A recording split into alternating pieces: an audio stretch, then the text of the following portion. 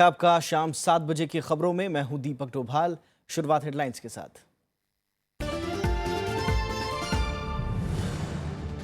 पश्चिम बंगाल में दोपहर 3 बजे तक 70% से ज्यादा मतदान। हिंसक झड़पों में कई घायल। केरल में बीजेपी का विजन डॉक्यूमेंट जारी।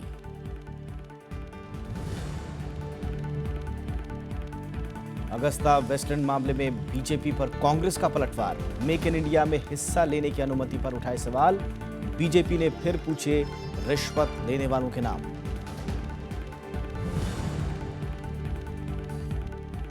दिल्ली में कल से नहीं चलेंगी डीजल टैक्सियां। सुप्रीम कोर्ट का फैसला। राजधानी में सिर्फ सीएनजी टैक्सियों को अनुमति।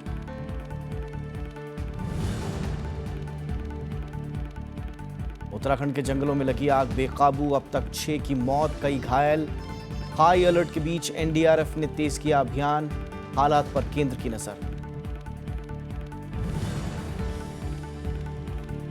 और उत्तर भारत में गर्मी का सितम। बांदा में तापमान 45 के पार। जलदान अभियान ने बदली बुंदेलखंड के 9 गांव की तस्वीर।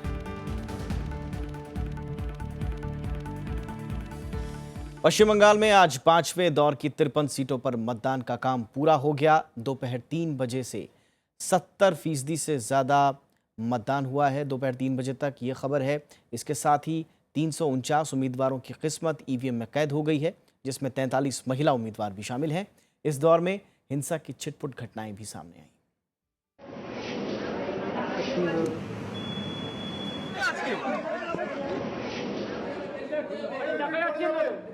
क्या खास, क्या आम। पश्चिम बंगाल में 5वें दौर के मतदान के लिए सभी अपनी बारी का इंतजार करते नजर आए। सुबह से ही मतदान केंद्रों पर भारी भीड़ जुटनी शुरू हो गई। सिंगूर, जाधवपुर और कोलकाता में बड़ी तादाद में लोग वोट डालने पहुंचे। बहुत अंतर है कि थोड़ा सिक्योरिटी ज़्यादा है। ऐसे तो ऐसे ही लाइन लगता है, ऐसे भीतर में वाईफाई रहता है। ऐसे कोई तकलीफ नहीं है। सेफ्टी फॉर ऑल, वुमेन ही नहीं, सबके लिए।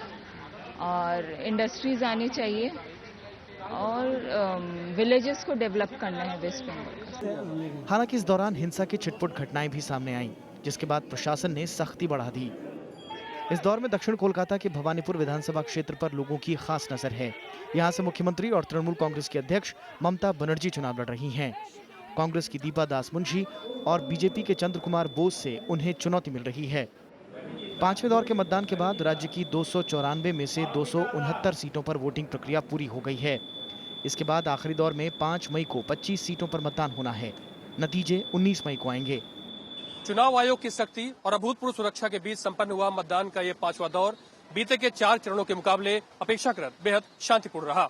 लेकिन सियासी दलों के लिहाज से भी ये चरण बेहद महत्वपूर्ण है, क्योंकि इसमें मुख्यमंत्री ममता बनर्जी समेत कई दिग्गजों की किस्मत अब ईवीएम मशीन में बंद हो गई है। कोलकाता में कैमरामैन नारायण सिंह के साथ पंचानन मिश्रा, राज्यसभा टीवी। और पंचानन मिश्रा इस वक्त हमारे साथ जुड़ चुके हैं कोलकाता से। उनका रुख करते हैं। पंचानन, 3 बजे तक 70% मतदान की खबर है। सबसे पहले ये बताइए, कोई अपडेट आया है अब तक कि कितना टोटल हुआ है मतदान? जी नहीं दीपक, अभी देखिए ऑफिशियल ब्रीफिंग होनी बाकी है। लेकिन जहां तक ये कहा जा रहा है कि इस बार जैसे पिछले 4 चरणों में हुआ, 80% को क्रॉस करेगी ये वोटिंग। और इसकी एक खास वजह यह भी है कि हमने तस्वीरों में देखा है कि सुबह से ही मतदान शुरू होने के आधे घंटे करीब 45 मिनट पहले से लोग जब खुला भी नहीं था मतदान केंद्र, वहां भी इकट्ठे होने शुरू हो गए थे। और मतदान का जो प्रतिशत है वो चुनाव आयोग की कोशिशों से लगातार बढ़ रहा है। तो इस बार भी मतलब इसे कह लीजिए अभूतपूर्व जैसा यहाँ पर मतदान देखने को मिल सकता है। और ये संभव हुआ है बहुत ज्यादा, इसको आप कह लीजिए कि चुनाव आयोग की अवेयरनेस से और खास सुरक्षा इंतजामों से। यहाँ खास कोलकाता की बात करेंगे, साउथ कोलकाता या 24 परगना और हुगली, माना जा रहा था कि कुछ हिंसा यहाँ पर हो सकती है। लेकिन ये चौकसी से जो सुरक्षा बलों को तैनात किया गया, सैनिक बलों को हैवी डिप्लॉयमेंट था, इसकी वजह से बिल्कुल रोक लग गई। इस बार बहुत ही छिटपुट घटनाएं हुई हैं जिनको आप नेग्लिजिबल मान सकते हैं। ओवरऑल चुनाव बहुत शांतिपूर्ण रहा, जिससे चुनाव आयोग को लगता है कि जरूर राहत जरूर मिली होगी। दीपक, शुक्रिया पंचानन। और चुनाव आयोग ने जो ऑफिशियल डिक्लेयर किया है कितना मतदान हुआ है वो भी सुन लेते हैं इस वक्त। Number of service voters is 9,407 in this phase, and NRI voters, 6 voters have taken, were eligible to cast the vote. About the contesting candidates information, I would like to inform you that total number of 306 male candidates participated in these elections. Female candidates number was 43. So total 349 number of candidates were in fray in this particular phase. Total 1,763 number of control unit and ballot units were used, and 1,427 number of VVPAT were deployed. VVPAT is voters verifiable paper audit trail. In all put together, about 78 number of cases of EVM malfunctioning and replacement came to our knowledge, and immediately the EVMs were replaced. On the law and order front, total license armed in these three districts, the number was 7,863, out of which 6,140 number of arms were deposited before the conduct of election. और जो official आंकड़े हैं वो अभी चुनाव आयोग जो बताएगा वो हम लगातार आप तक पहुंचाएंगे, लेकिन फिलहाल ये खबर है कि 70% 3 बजे तक जो मतदान हुआ था पश्चिम बंगाल में 5वें दौर के मतदान में। केरल की अब बात करते हैं। बीजेपी ने केरल विधानसभा चुनाव के लिए विजन डॉक्यूमेंट जारी कर दिया है। बीजेपी नेता और केंद्रीय वित्त मंत्री अरुण जेटली ने तिरुवनंतपुरम में इसे जारी किया। बीजेपी ने अपने दृष्टिपत्र में शराब पाबंदी, आर्थिक विकास और पर्यावरण संतुलन जैसी बातों का जिक्र किया है। केरल विधानसभा चुनाव के लिए बीजेपी ने घोषणा पत्र की जगह विजन डॉक्यूमेंट जारी किया है। पार्टी के वरिष्ठ नेता अरुण जेटली ने इसे जारी करते हुए राज्य में एलडीएफ और यूडीएफ सरकारों की तीखी आलोचना की। उन्होंने कहा कि केरल में 2 गठबंधनों की राजनीति के दिन अब पूरे हो गए हैं और एनडीए तेजी से तीसरे विकल्प के तौर पर उभर रहा है। This is really Kerala's first tripolar election. There is not much difference between the original two bipolar players. The Congress and the left are natural bedfellows. Party के विजन डॉक्यूमेंट में चरणबद्ध तरीके से शराबबंदी, जनजातीय इलाकों का विकास, टिकाऊ विकास और अर्थव्यवस्था, छात्रों को स्कॉलरशिप, किसानों को ब्याज मुक्त कर्ज और तटीय इलाकों के विकास के लिए 10,000 करोड़ रुपए की योजनाओं का जिक्र है। The economic growth of Kerala has to take place within Kerala. Kerala can't be just an exporter of manpower resource.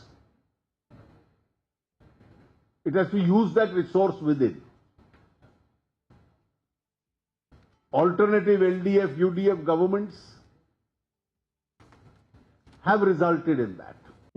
BJP ने उत्तर को दक्षिण से जोड़ने वाले हाई स्पीड कॉरिडोर बनाने की भी बात कही है। पार्टी ने दावा किया कि वो राज्य में पर्यावरण के बिगड़ते हालात पर श्वेत पत्र लाएगी। पार्टी का दावा है कि सरकार आने पर अगले 5 सालों में 5 करोड़ पेड़ लगाए जाएंगे। Bureau report, Rajya Sabha TV. Agusta Westland मामले में बीजेपी अध्यक्ष अमित शाह के सवालों पर कांग्रेस ने पलटवार किया है। कांग्रेस ने जानना चाहा कि ब्लैकलिस्ट की गई अगस्ता वेस्टलैंड कंपनी को मेक इन इंडिया में हिस्सा लेने की अनुमति कैसे मिली। वहीं बीजेपी ने कहा है कि मुख्य मुद्दा ये है कि घूस किसे मिली। वीवीआईपी हेलीकॉप्टर सौदे में शनिवार को कांग्रेस ने बीजेपी अध्यक्ष अमित शाह से सवाल पूछे। कांग्रेस ने पूछा कि अगर अगस्ता वेस्टलैंड बोगस कंपनी थी तो 22 अगस्त 2014 को रक्षा सौदों में भागीदारी की अनुमति क्यों मिली, जबकि 3 जुलाई 2014 को ही कंपनी पर पाबंदी लगी थी। पार्टी ने कहा कि क्या ये सच नहीं है कि कांग्रेस सरकार ने अगस्ता वेस्टलैंड से 2068 करोड़ रुपए वसूले, जबकि अंतरिम भुगतान महज 1620 करोड़ रुपए का था। कांग्रेस ने कहा कि अगर विदेश में फील्ड ट्रायल भ्रष्टाचार है तो नई रक्षा खरीद नीति में इसकी अनुमति क्यों दी गई है। अमित शाह जी और भाजपा सरकार को अपने झूठे, बेबुनियाद, भ्रामक और मिथ्या बयानों के लिए कांग्रेस नेतृत्व के साथ साथ पूरे देश के 125 करोड़ लोगों से माफी मांगनी चाहिए। रक्षा मंत्री मनोहर पर्रिकर ने कहा कि अगस्ता वेस्टलैंड को जिस तरह मदद की गई उस पर यूपीए सरकार को जवाब देना होगा। सबसे बड़े उसमें पैसा है कि पैसा किसने लिया है, उसका जवाब उस समय के सरकार को देना होगा, क्योंकि इटालियन हाईकोर्ट जो इक्विवेलेंट होता है उन्होंने तो स्पष्ट कहा है कि वहाँ के लोगों ने 125 करोड़ दिया है। इस मामले में शनिवार को सीबीआई ने पूर्व उप वायुसेना प्रमुख जेएस गुजराल से पूछताछ की। गुजराल उस टीम में शामिल थे जिसने टेंडर की शर्तें बदलने का फैसला किया था। वहीं पूर्व वायुसेना प्रमुख एसपी त्यागी से सोमवार को पूछताछ होगी। नवविक्रम सिंह, राज्यसभा टीवी। एमबीबीएस और बीडीएस पाठ्यक्रमों में प्रवेश के लिए रविवार को कॉमन एंट्रेंस टेस्ट है। शनिवार को सुप्रीम कोर्ट ने इसके खिलाफ याचिका पर सुनवाई से इनकार कर दिया था। इससे पहले शुक्रवार को भी सुप्रीम कोर्ट ने इस मामले में केंद्र सरकार की याचिका पर सुनवाई कर परीक्षा की तारीख बढ़ाने से इनकार कर दिया था। नीट के तहत 24 जुलाई को दूसरे चरण की परीक्षा कराई जाएगी। और अब बात उत्तराखंड की, जहां के जंगलों में लगी आग बेकाबू हो गई है। इसकी चपेट में आकर अब तक 6 लोगों की मौत भी हो चुकी है और कई घायल हैं। सैकड़ों हेक्टेयर वन बर्बादी की कगार पर हैं। आग पर काबू पाने के लिए कर्मचारियों को कड़ी मशक्कत करनी पड़ रही है। इसे 20 साल की सबसे भीषण आग बताया जा रहा है। उत्तराखंड में जंगल जल रहे हैं। सैकड़ों हेक्टेयर वन बर्बादी की कगार पर हैं। इंसानी बस्तियों के साथ साथ जानवर भी इसकी चपेट में आ गए हैं। जंगल दर जंगल फैलती जा रही आग से स्थानीय लोगों की मुश्किलें काफ़ी बढ़ गई हैं। पूरे वातावरण में चारों तरफ धुआं ही धुआं है और इससे सांस लेने में भी तकलीफ हो रही है। सारे जानवर जो है इधर उधर भाग रहे हैं, कहीं मर रहे हैं, कहीं जल रहे हैं।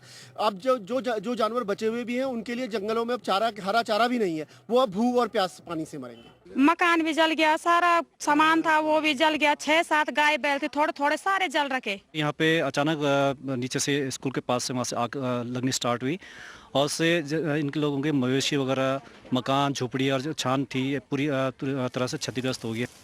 सरकार ने राज्य में हाई अलर्ट जारी कर दिया है। एनडीआरएफ की 3 टीमें अल्मोड़ा, पौड़ी और चमोली जिले में आग बुझाने में जुट गई हैं। अग्निशमन विभाग के तमाम अधिकारियों और कर्मचारियों की छुट्टियां भी रद्द कर दी गई हैं। आपदा से निपटने के लिए 6000 कर्मचारियों को तैनात किया गया है। अधिकारियों का कहना है कि 20 सालों की ये सबसे भीषण आग है। कि कुछ ऐसे एरिया हैं, संवेदनशील एरिया, जहाँ बार बार आग लगती है, हर सीजन में आग लगती है। तो हमने ऐसे जितने क्षेत्र हैं उनको चिन्हित किया है और वहाँ पर हमारा ज़्यादा इसमें फोकस है। हमारा स्टाफ भी ज़्यादा उन एरियाज में ही फोकस है।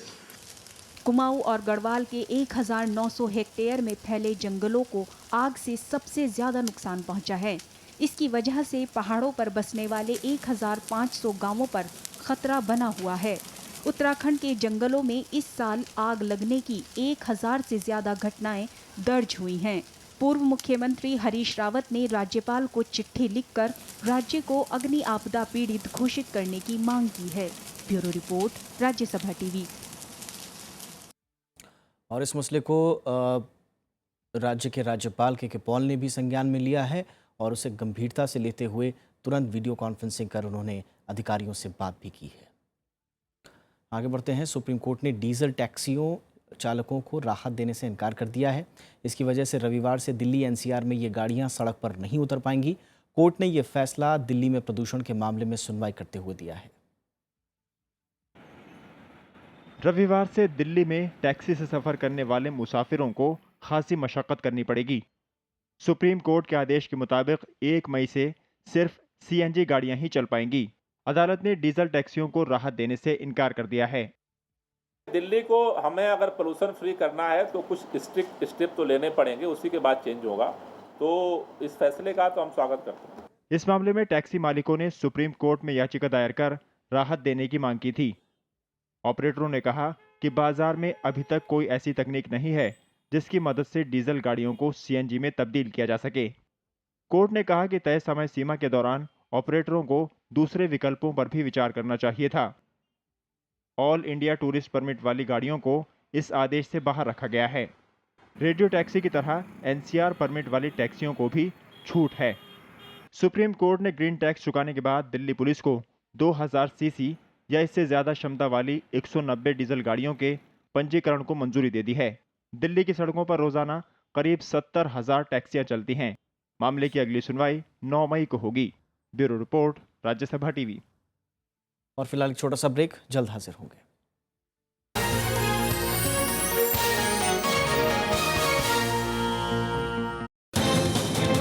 आज हमारे साथ एक खास मेहमान हैं इस देश के केंद्रीय सतर्कता आयुक्त Shri K V Chaudhary. Corruption is not good for you. इसके वजह से समाज का और देश का, इकोनॉमी का, सबका नुकसान होता है। बैंक को रिजर्व बैंक की गाइडलाइंस के हिसाब से सर्टेन प्रोविजंस बनाना पड़ेगी। जितना भी करप्शन मनी है ये भी ब्लैक मनी में एक हिस्सा है। देखिए तरकश केंद्रीय सतर्कता आयुक्त केवी चौधरी से खास बातचीत आज रात 8:30 बजे सिर्फ राज्यसभा टीवी पर।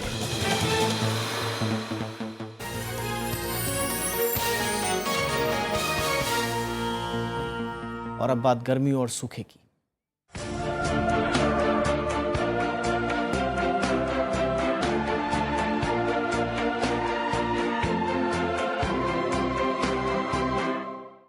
उत्तर भारत में गर्मी का सितम जारी है। उत्तर प्रदेश में गोरखपुर, वाराणसी, इलाहाबाद और राजधानी लखनऊ समेत कई इलाकों में तापमान सामान्य से ज़्यादा दर्ज किया गया है। वहीं बांदा में तापमान 45 डिग्री को पार कर गया। बिहार में गर्मी के कारण जनजीवन पर खासा असर पड़ा है। पटना में अधिकतम तापमान 44.3 डिग्री सेल्सियस रिकॉर्ड किया गया। तेलंगाना सरकार ने राज्य में लू से मरने वालों के लिए जो परिजन हैं उन्हें आर्थिक सहायता देने के लिए उम्र सीमा की पाबंदी खत्म कर दी है। पहले ये सीमा 65 साल थी।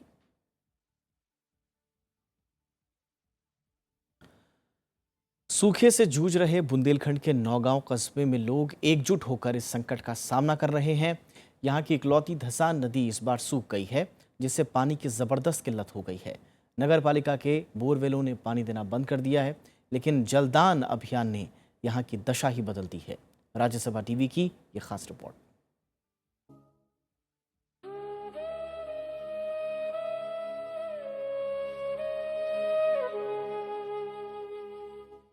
बूंद बूंद पानी के लिए तरसते बुंदेलखंड की ये एक नई तस्वीर है।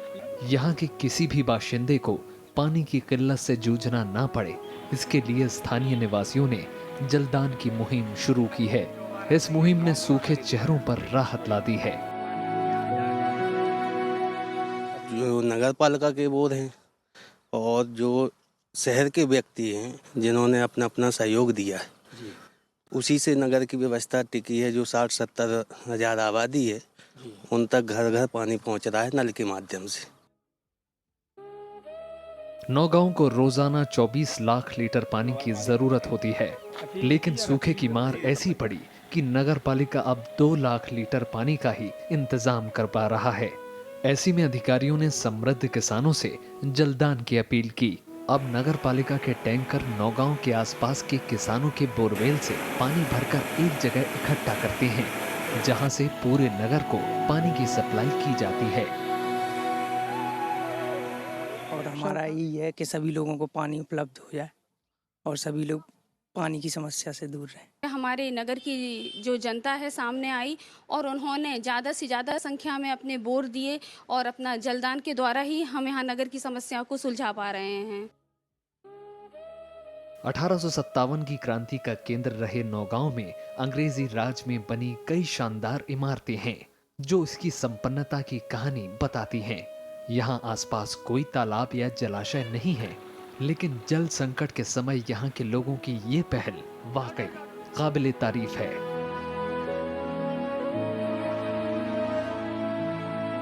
बुंदेलखंड के अन्य तमाम इलाकों की तरह शायद नौगांव भी बहुत ही भीषण जल संकट की चपेट में आ गया होता, लेकिन यहाँ चले जलदान अभियान ने काफ़ी कमाल दिखाया है और आज ये नगर जल संकट से अछूता है और लोग काफ़ी सहयोग कर रहे हैं। कैमरामैन जूनियर के साथ अरविंद कुमार सिंह, राज्यसभा टीवी, नौगांव, छतरपुर।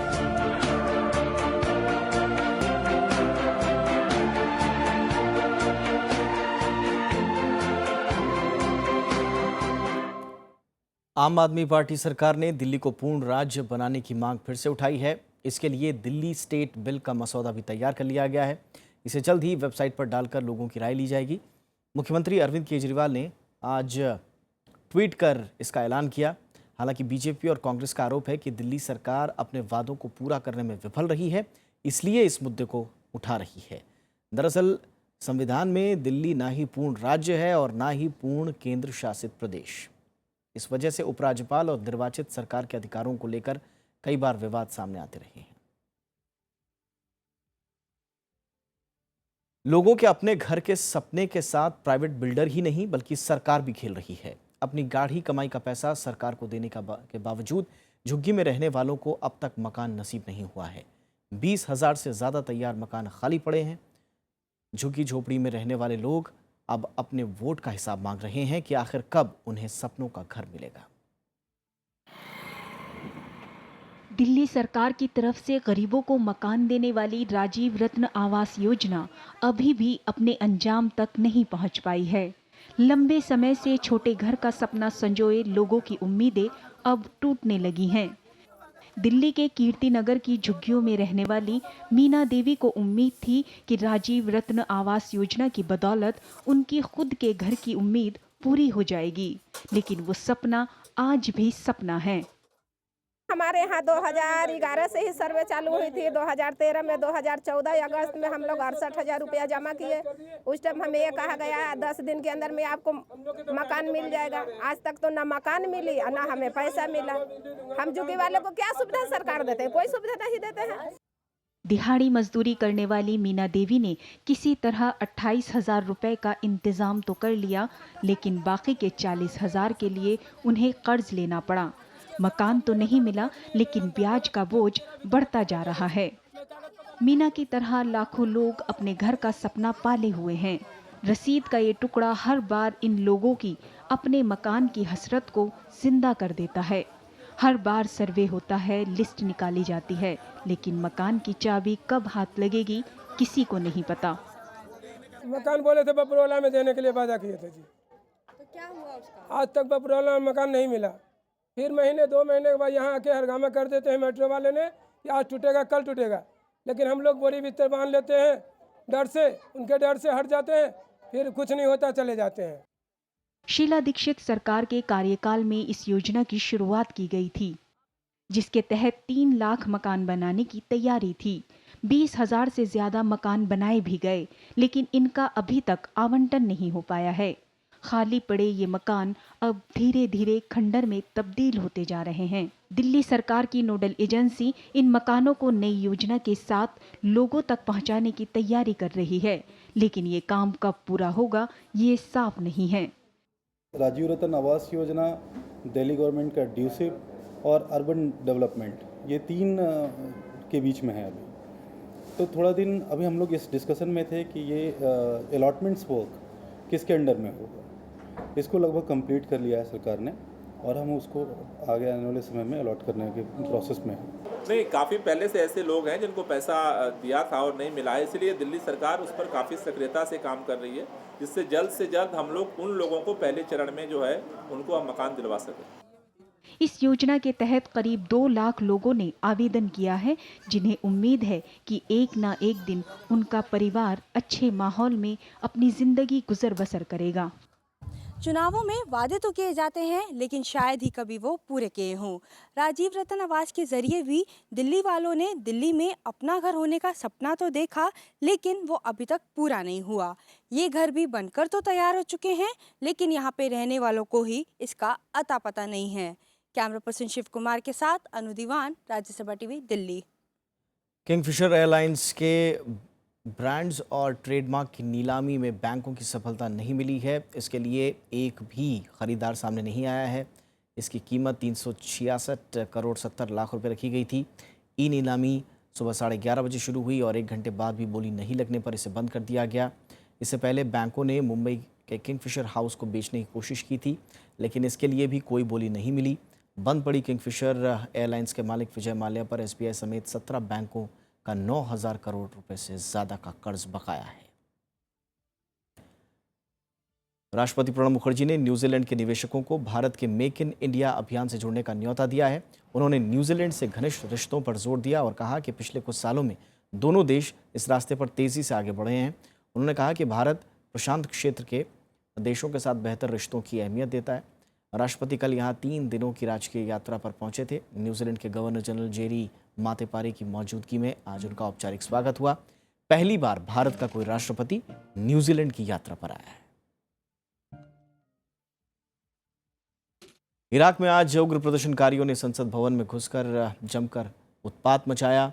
देश भर में बढ़ते भ्रष्टाचार से प्रदर्शनकारी नाराज थे और पिछले काफ़ी समय से सरकार की नीतियों के खिलाफ विरोध प्रदर्शन कर रहे थे। शिया धार्मिक नेता मुक्तादा अल सद्र समर्थकों ने राजधानी बगदाद में सुरक्षित माने जाने वाले ग्रीन जोन की सुरक्षा को तोड़ते हुए संसद भवन परिसर में घुसने में कामयाबी हासिल की। पिछले काफ़ी दिनों से देश में बढ़ते भ्रष्टाचार और बेरोजगारी से लोग खासे नाराज हैं। मध्य प्रदेश में जबलपुर हाईकोर्ट प्रमोशन में आरक्षण को लेकर ऐतिहासिक फैसला सुनाया गया है। कोर्ट ने 2002 के बाद प्रमोशन में सभी आरक्षण रद्द करने का आदेश दिया है। हाईकोर्ट ने इस तरह आरक्षण को असंवैधानिक करार दिया है। इससे उत्तर प्रदेश के 35 अधिकारियों कर्मचारियों पर असर पड़ेगा। इलाहाबाद हाईकोर्ट के जजों ने गर्मियों की छुट्टियों में कटौती कर मामले की सुनवाई का फैसला किया है। हाईकोर्ट के मुताबिक 79 में से 68 जज गर्मियों की छुट्टी में भी सुनवाई के लिए मौजूद रहेंगे। इलाहाबाद हाईकोर्ट ने 1 जून से 30 जून तक गर्मियों की छुट्टियां होंगी। मुंबई के कमाठीपुरा में 2 मंजिला इमारत गिरने से 3 लोगों की मौत हो गई, जबकि 7 लोग घायल हुए हैं। अधिकारियों ने बताया कि इमारत के एक हिस्से में मरम्मत का काम हो रहा था और उसमें कुछ लोग रह रहे थे। घायलों का नजदीकी जेजे अस्पताल में इलाज चल रहा है। बिहार के बाद उड़ीसा सरकार ने भी अपने कर्मचारियों और पेंशनभोगियों के भत्ते में 6% का इजाफा करने का ऐलान किया है। इससे सरकारी खजाने पर सालाना 676 करोड़ रुपए का बोझ पड़ेगा। भत्ते में इजाफा 1 जनवरी 2016 से प्रभावी माना जाएगा।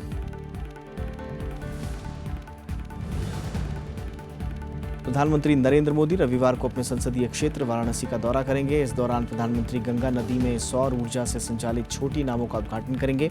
इसके अलावा प्रधानमंत्री 1000 ई रिक्शों को भी हरी झंडी दिखाएंगे। जनवरी से अब तक प्रधानमंत्री का ये तीसरा वाराणसी दौरा होगा। भारी बर्फबारी की वजह से 4 महीने तक बंद रहने के बाद जम्मू कश्मीर का जोजिला नेशनल हाईवे शनिवार को खोल दिया गया। 434 किलोमीटर का यह हाईवे कश्मीर घाटी को लद्दाख से जोड़ता है। इराक की राजधानी बगदाद में हुए बम धमाकों में 21 लोगों की मौत हो गई, जबकि 42 से ज्यादा लोग घायल हो गए। पुलिस के मुताबिक धमाका उस वक्त हुआ जब शिया ज़ायरीन खदीमिया में जियारत के लिए जा रहे थे। अब तक किसी आतंकी संगठन ने हमले की जिम्मेदारी नहीं ली है। नॉर्वे में शुक्रवार को एक हेलीकॉप्टर दुर्घटना में 13 लोगों की मौत हो गई। मरने वालों में 11 नागरिक नॉर्वे के थे, जबकि एक ब्रिटेन और इटली के नागरिक थे। हादसे की वजहों का पता लगाने के लिए जांच जारी है। अमेरिका ने बांग्लादेश में ब्लॉगरों की हत्या के बढ़ते मामलों पर चिंता जताई है। अमेरिकी विदेश मंत्रालय के प्रवक्ता मार्क टोनर ने कहा कि बांग्लादेश में मौजूदा हालत ठीक नहीं है। इससे पहले विदेश मंत्री जॉन कैरी ने भी प्रधानमंत्री शेख हसीना से लेखकों की सुरक्षा सुनिश्चित करने के लिए कहा था। बांग्लादेश में हाल ही में चरमपंथ के खिलाफ लिखने वालों की हत्या के कई मामले सामने आए हैं। स्टार बैडमिंटन खिलाड़ी साइना नेहवाल चीन में खेले जा रहे एशियाई बैडमिंटन चैंपियनशिप के सेमीफाइनल में हार के साथ टूर्नामेंट से बाहर हो गई हैं। उन्हें चीन की शियान वांग ने 16-21, 14-21 से हराया। इसके साथ ही चैंपियनशिप में भारत की चुनौती भी खत्म हो गई है।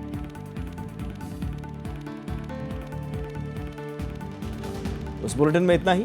नमस्कार।